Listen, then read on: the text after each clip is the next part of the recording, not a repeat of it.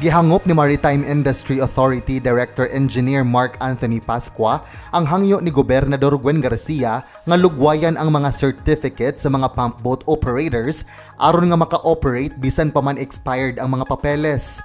Dulan sa 4 ka buwan ang gihatag nga lugway sa marina ngadto sa mga pump boat operators. Mao kini ang nakasabutan atol sa tigom nga gipatawag sa gobernador kauban ang mga nagkalain-laing ahensya ni adtong Hulyo 22. Matud ni Garcia nga angay lang gyud nga hatagan og igong lugway ang mga operators aron nga makabawi-bawi og makabalik na sa ilang panginabuhi sugod sa pag-abli sa aktibidad sa turismo.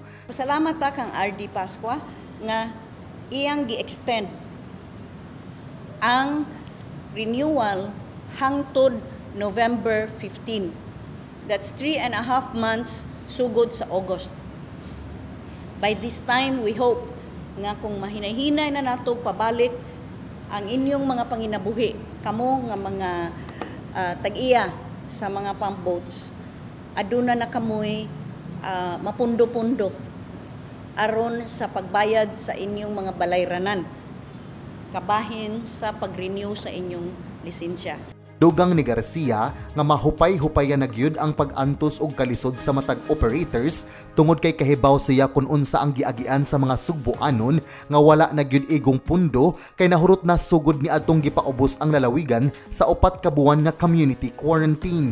Hinoon, sigon ni Pascua nga iyang lugwayan hangtod Nobyembre 15 niining tuiga apan kinahanglan nga sud sa 3 ka buwan mag-anam-anam og renew sa papeles o mukuha og safety requirements ang mga operators og kinahanglan sab nga mutuman sa mga guidelines og protocols alang sa kaluwasan sa tanan. Ayun po, yung mga certificates na nag-expire, mga safety certificates, extend po lang natin pero hindi po kasama doon, dapat complete din po sila ng mga safety requirements. So, ibig sabihin po, kung nag-expire na ngayon, pwede namin po sila extend for about 3 more months.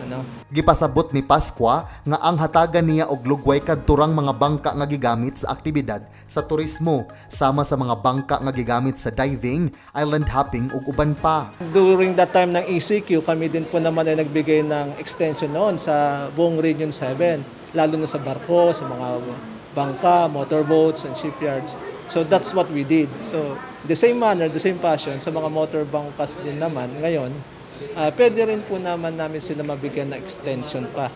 Mga bangkalan na pang tourism. Misaad si Pascua sa gobernador nga maghimo og mo-issue sila og usa ka advisory sunod semana kabahin sa lugway og mga protocols alang sa pag-abli sa turismo. Sa iyang bahin, sigon ni Philippine Coast Guard Commander Alvin Dagalea nga mag-agad ra sila base sa guidelines sa marina og iyang gitug-an nga dako ang ilang suporta sa pag-abli sa turismo sa probinsya sa Sugbo. Sa Coast Guard sa part namo, especially diri sa Region 7, ang Coast Guard naman, we always support the provincial government and even other cities and local government units.